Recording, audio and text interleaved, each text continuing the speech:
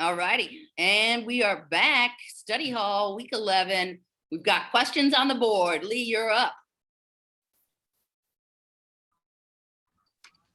I made some of this maitre d' butter about a month ago, and I still have the buttermilk. How long is the shelf life on that?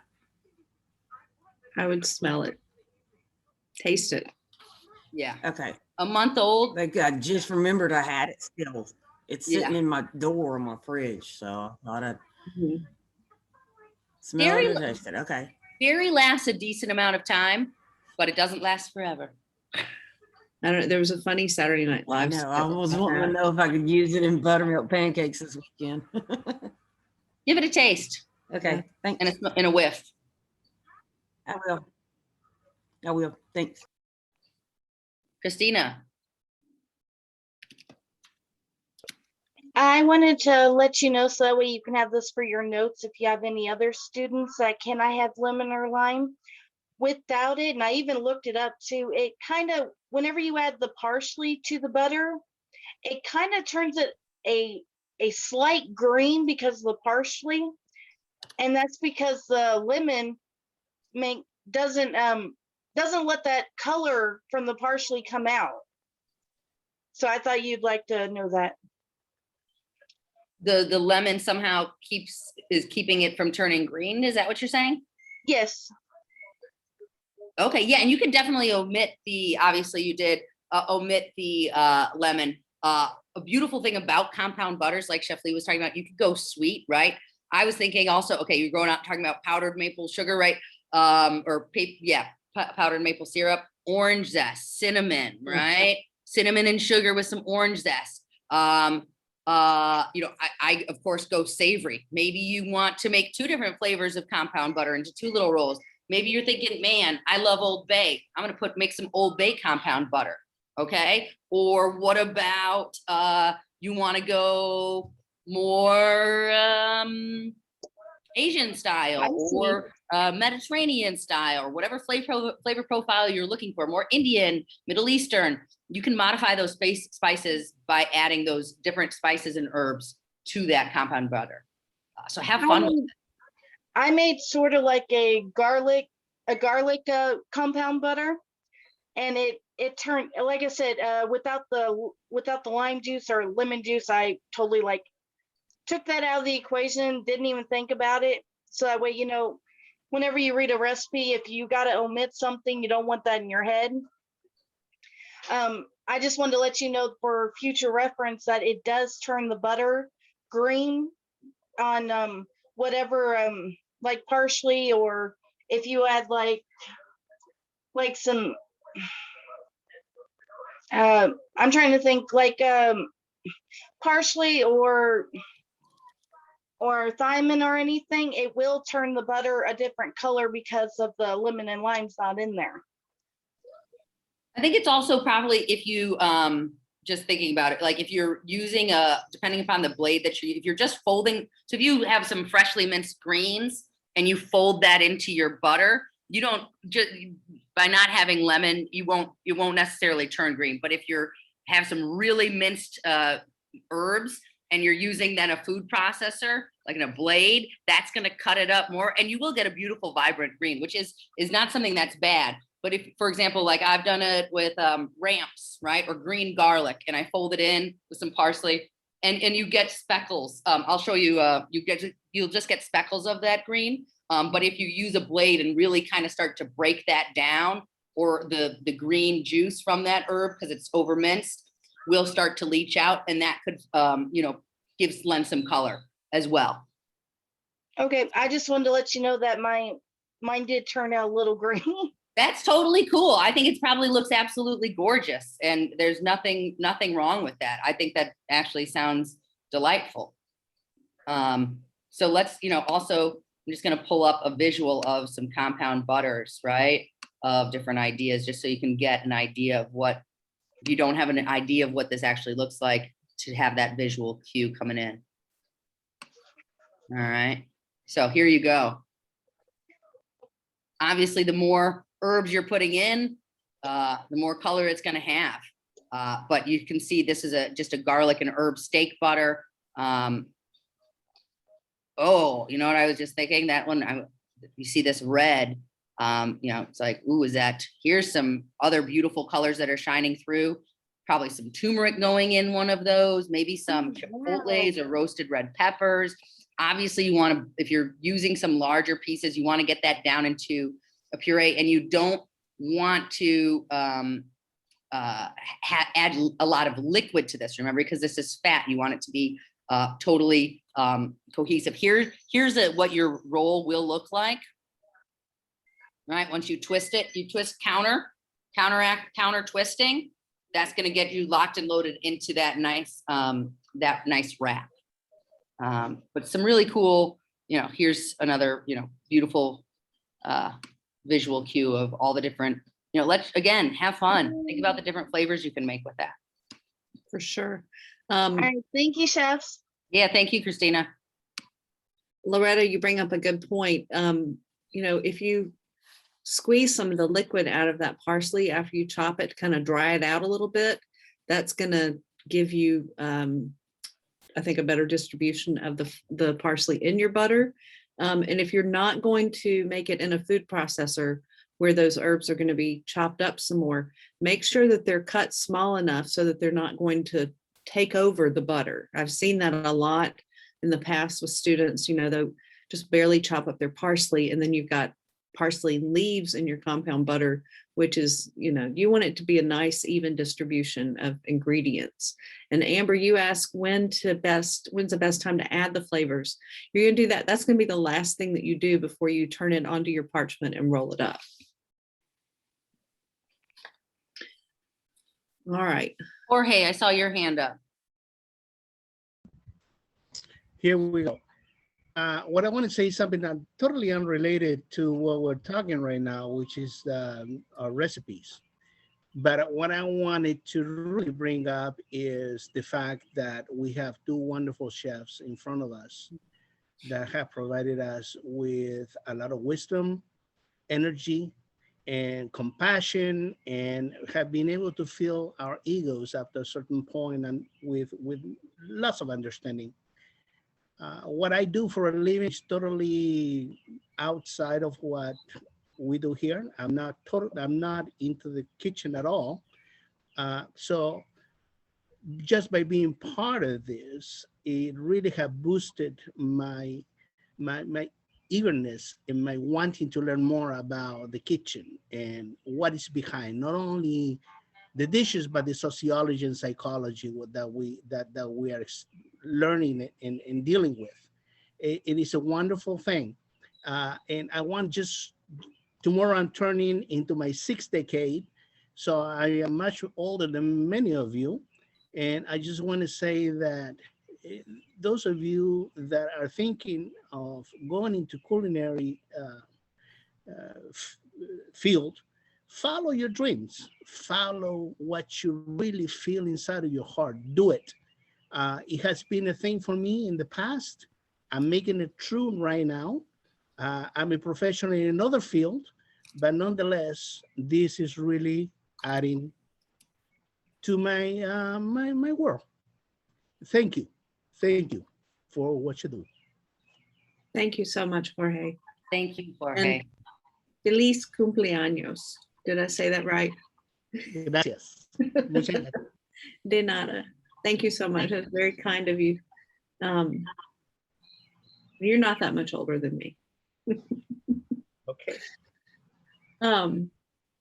Yeah, you know, I'm kind of getting the goosebumps now.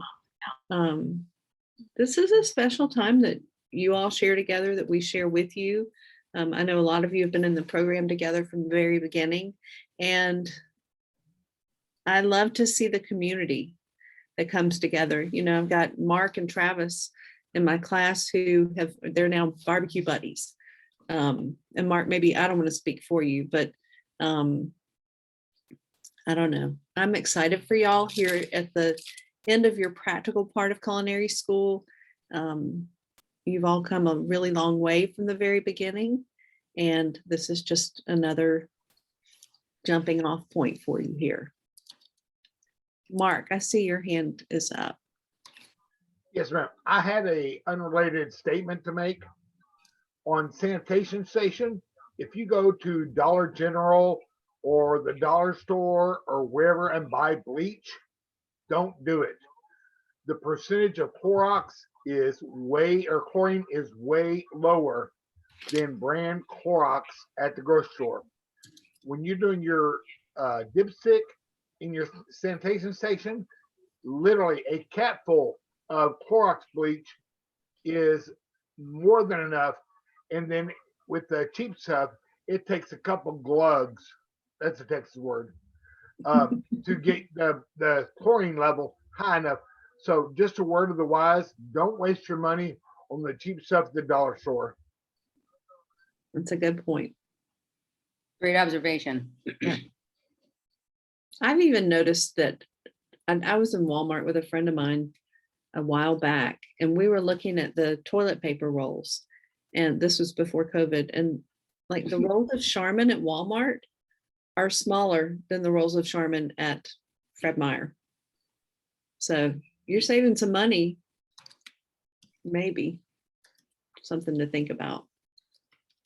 You can get more test strips from Amazon, or if you don't use Amazon, reach out to one of us and we can put you in touch with the Mercer, what is it, Mercer Culinary, and you can order some from there.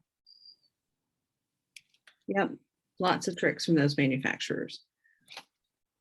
If you need it for this upcoming week though, use Lysol or Clorox antibacterial wipes that say that they will kill like 99.5% of bacteria, and put a labeling date on that. That way you know that you're staying clean as an alternative for this next few weeks. 3 more, keeping it to the tight. Also, if you ever, I think that they should tell everybody this in the beginning of the program, rip them in half. You rip them in half. Now you just got twice the amount of strips. That's right. So, Shanana, now you can get 6 now. Okay, the flip side, yeah. Restaurant supply stores can have them, but if you don't have one of those near, there's a few websites. But if you're just ordering, one little thing, sometimes the shipping and handling is like absurd from some places. Yeah. So. And the ones that are made for pools do not work. That's not what we want. Fabian.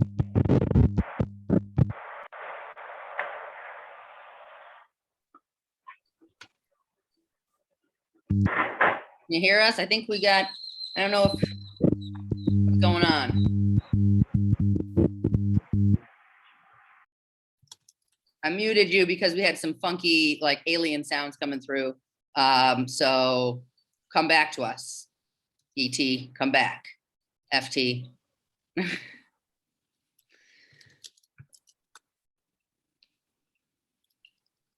A few other things. Let's see.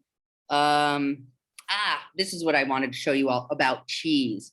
Also, cheese, if you can eat it, is a wonderful, wonderful product. All right. It's got so many different variations of it.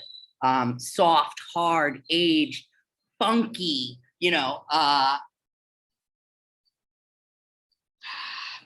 pungent. All right. Really cool stuff.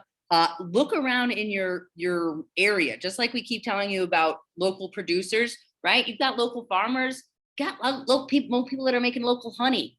You're going to have people that are making local cheese, local beer, local brews, local booze, local everything, right? If you start looking for it, you're going to find it. And you don't, we've just like how way back in the day, it was like French wines were the thing, right? And then 90s, California wine started kind of breaking in and saying, hey, we got something here going on here too. Well, that's what we've seen come up with the cheese revolution as well. Before it was all about European cheeses, European butter. Not saying that it's delicious, because it certainly is. However, we are making waves in the artisanal cheese community, cheese world. And this is a really cool one that I like to talk about because it's really interesting how they make it. And it is an award-winning cheese. It's called Humboldt Fog. Oh, that's my favorite cheese in the whole wide world. coming out of California, Maybe not in the whole wide world, but definitely from California. hands down. So if you ever see this, and it's pretty well distributed nowadays, especially like Whole Foods, you're gonna have it. They have it in Chicago. But as you can see, I'm gonna put in this Humboldt Fog one, and hopefully we've got, yeah, there's a photo of it. Okay, well, so just check this. Look at this. Awards and recognition. First place, 1998, 2002, 2005, 2019 World Championship Cheese Contest, third place in 2018. So we are making waves in there, which is pretty impressive.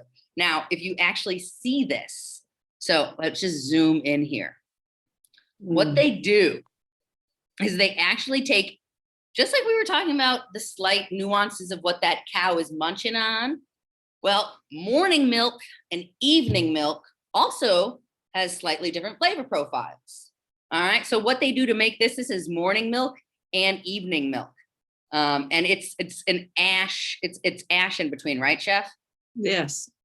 Ash, which is commonly used in cheese making, an ash rind. And as you can see, it's starting to age, right? So the more it ages, the more gooey this section comes. It's right next to the outside of the rind. The more firm this is going to be. But what's also really cool is about this is, you know, this website is, I know you said you've got a whole thing about pairing cheese and wine, but this even gives you, you know, what should I pair my, you know, beers with? And it says pale ale, right? For ripe Humboldt Fog. For mature Humboldt Fog, we're going to go for IPAs and stouts because those are stronger, right? So a more mature Humboldt Fog is going to have more pungency, more flavor, more pow. So you want something that stands up for it.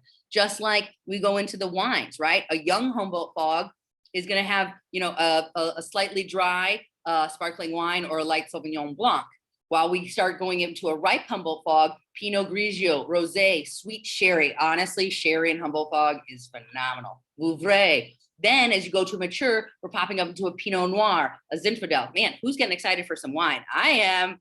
I'm like, I need a little charcuterie board. But they have tons of different, this one I just specifically pulled up for Humboldt Fog. But as we start to look into this, you know, you've got bloomy rinded, you know, soft ripened cheeses, fresh cheeses. All right. Moving into aged cheeses.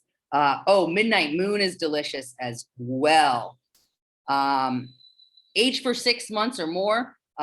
It's a goat cheese that's nutty, brown, and buttery. As you can see, it has these beautiful notes to it. You can get some aged cheddars that have salt crystals in it. Like if you've ever tasted like cheddar cheese. Yeah, like 15-year aged cheddar cheese. It is not cheap. But when I tell you only need like a little morsel to make you feel good, that's really all you need. But the world of cheese is immense. Crusty baguette and some soft cheese and a glass of wine. And like, really, I think all the troubles just kind of start to go away. I know I say this about like everything, like from fried chicken to, you know, whatever, but you know, sorry, I love food, guys. How many of you that I just want to piggyback off of that, if I may? How many of you remember my first, was it my first culinary field trip or my second, to Rogue River Creamery down in Medford? And the Rogue River Blue won best cheese in the world in 2020. It's amazing. It's sold out right now. They don't have any of it. I think now that the restaurants are starting to reopen, it's in high demand, but that's another phenomenal cheese, and all their products are great. I've ordered from their website. It's only $10 to have anything from Rogue River shipped to you. It's a flat rate, which I think is great. So if you're interested in trying any of those cheeses out, I love the Smoky Blue. The Caveman Blue is really good and fudgy. So that's something else, you know, you can check on that. I can't find Humboldt Fog here. I'm gonna have to go into Portland to get some. Oh, you can't find it? Yeah, I mean, it's not everywhere. They have Cypress Grove cheese at Roth's, but they don't have Humboldt Fog. Gotcha. So, We see some more hands up, so let's hit those. Fabienne, you back with us?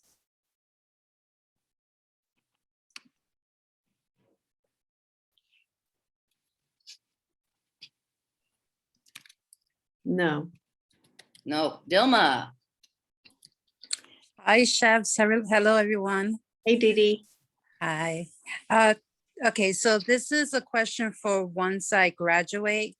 I am not going to be working in a professional kitchen, so most likely it'll be my catering or my food truck.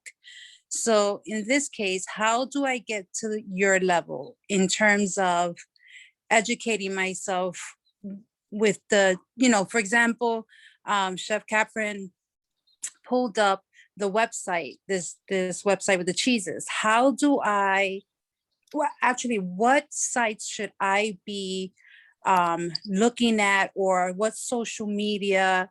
I have Instagram and Facebook. Who should I be following just so I can continue to get certain emails or alerts about furthering my culinary experience and education?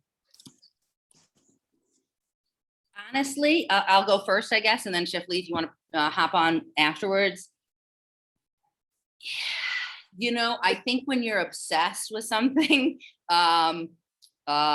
you tend to devour material, right? Reading material, books, and just dive. Honestly, I love to read. When I'm into something, when I'm passionate. When I'm not, I kind of get bored with it. I'll put the book down. I don't really care. But if I'm obsessed, I'm gonna dive in. So reading. Maybe some, a lot of magazines. It depends. Okay, it kind of depends upon what you want to get. If you're looking for trends in the culinary field, I have a few of my go-to websites that I subscribe to, and you get a lot of emails from them, but you get a lot of great information. So like Nation's Restaurant News, Restaurant Hospitality. You get email updates of what's trending in the hospitality industry. If you want to focus on ingredients and products, then where I would start is you want to say, all right, like I'll go into grocery stores, whether they're just a regular grocery store or an ethnic market, an ethnic grocery store, and I'm just walking. I'll spend an hour or two in the grocery store, in the market, looking at the different products, and I might buy stuff that I don't even know what the heck it is, and I'm just like, whatever, let's just grab some and take it home, check it out, right? And some things are a bust. You're like, this is disgusting. I really don't like it. And other things you're like, man, I can't wait to go back and load up on that. You start to learn more about flavor profiles, and buying herbs that you've never seen, eating products, tasting things. Going out to eat is also a great, well, now that we're opening up again, another opportunity to do that. Obviously, budgets and time don't always allow for that. And certainly when I was a lot younger, I had like no money. I was a working cook, eating at the restaurants, learning at the restaurants, asking my chef. Obviously, you'll be working with other people. Meeting with others in the industry is also a really fabulous way to exchange knowledge and get knowledge from one another, right? That they're going to know something. Oh, I do it like this, or, oh, wow, I've never heard of that. Great. If you're into beer or you're into wine, get a beer book, get a wine book. This is how, I would say it can be very overwhelming at times as well, right? Like I just threw a boatload of ideas at you. Where's your passion located? What's your focus? Do you of beverages? Pick one beverage that you're really into, whether it's teas, coffees, kombucha, wine, beer, or spirits, right? Mm-hmm. Pick one of those, right? That you really like, that you're interested in, that you enjoy, and start learning about it. If you find, go to the cheese store, go to a cheese monger, a cheese section of the store. Oftentimes, the people that are selling the cheese are very well educated, and it's a great place to learn from them. What does this taste like? A lot of times they're going to give you tastes as well, right? Buy small portions of stuff and start tasting things. Tasting and changing, developing your palate is really important. So those would be kind of my starting points for you. And yeah, you know, especially grabbing products that you don't know about, because that helps you just expand. Okay, thank you. Yeah, Chef Lee. I mean, yeah, all those things. I think books are a great way to get to know more about food, about the industry. If you haven't read Kitchen Confidential, get a copy immediately and read that, because it's going to give you a great bit of information about the underbelly of the restaurant business, written by Anthony Bourdain. If you're a chef, you need to read that book. Also, there's another great book called On Food and Cooking, The Science and Lore of the Kitchen by Harold McGee. That's another great book to read. Ruth Reichel writes great books about food. Watching that Netflix series, The Chef's Table, I think Yes. that's beautiful, Mhm. beautiful stories about chefs, you know, all different walks of life and experiences. And I think that's a great resource. And I agree, going out to eat. You know, when I was fresh out of culinary school and working in a restaurant, my chef told me, and he was younger than me, had gone to the Citadel and was moonlighting in restaurants, which was a big no-no. But he was like, dude, you got to go out and eat. Go eat at the best restaurants in town. If you have to save all your pennies and do it, you know, once every quarter, do it, so that you can see how things are being done. Not just the food, but the whole experience, the whole dining experience. See what the service is like. See how things are plated. And I think, you know, looking at plating, you know, just digging around on the internet to see how things are plated. There's a chef, Richard Knott, Knott on Instagram. He's got some amazing plating. Yeah. Gosh, going to a food show, if you have a way to go to one of those, that's fantastic. Gosh, I don't know. I mean, just immerse yourself in it.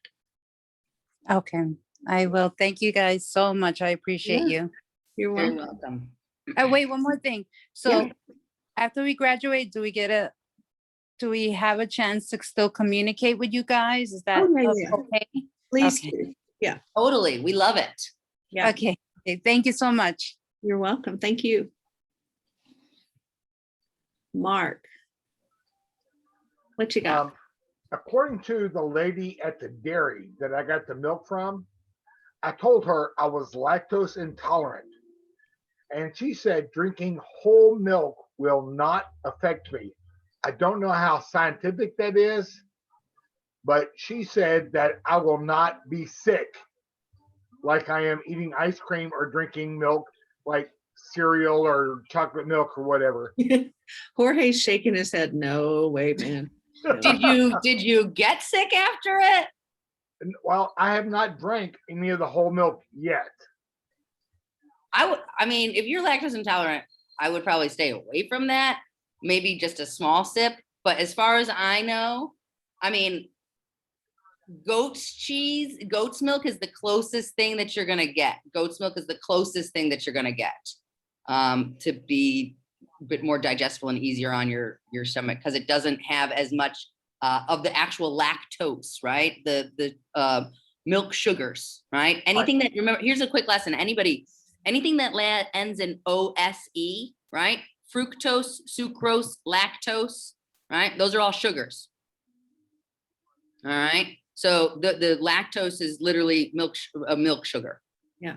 So, you know, I don't do great with dairy, and I did buy that Strauss heavy cream to make the whipped cream for my strawberry scone cake, and it didn't bother me. I So, really don't I have don't a know. problem cooking with butter or eating whipped cream. But if I eat ice cream or if I, you know, Well, let me ask, can I ask you something, Mark? What kind of ice cream do you eat? oh, I like vanilla. I like But what Uh, brand? Bluebell?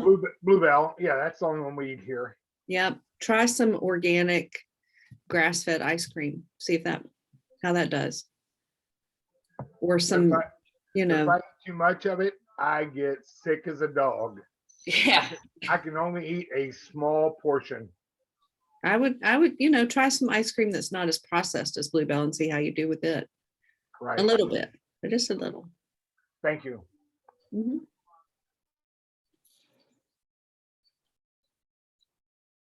Well, Any other questions or? I don't want to say goodbye to you guys. I know. We please will come- see you. Please come back for study hall next week. We've got the meeting. So, okay, let's just wrap on. Okay, if there's no questions, let's just kind of wrap this all up. Any questions? We're looking good here. All right. So next Wednesday, Farmer Lee, same time, same place, 4 p.m. And show up for the study hall so we can just have one more hangout session if you want. Always cool. We'll just leave directly after that, the Farmers Lee, and hop into a new Zoom session. Remember, week 11 and then 12, we're just going to be slamming right into each other. Another note, the sooner that you submit your week 12 work, the sooner you go on summer break. Summer break starts literally on June. Technically, I believe it's June. Well, if you guys will submit your work on June 27th at night at 11:59, last chance. So technically, your summer break starts then. Our summer break will start a couple days after that once we finish up grading and knock that out. But that's when summer break starts, and then you'll return for classes on June. Well, you should have access on July 6th. But classes will certainly be returning on July 7th. So I would hop in on July 6th just to check stuff out, see what's going on. So you'll get a full solid week off to enjoy the 4th of July. Oh, and another note, in honor of Juneteenth, we do have, which is the 19th, we all chefs and the school is actually closed on the 18th of this week on Friday. So, if you got questions, be sure to, Shanana, I see Yep. you.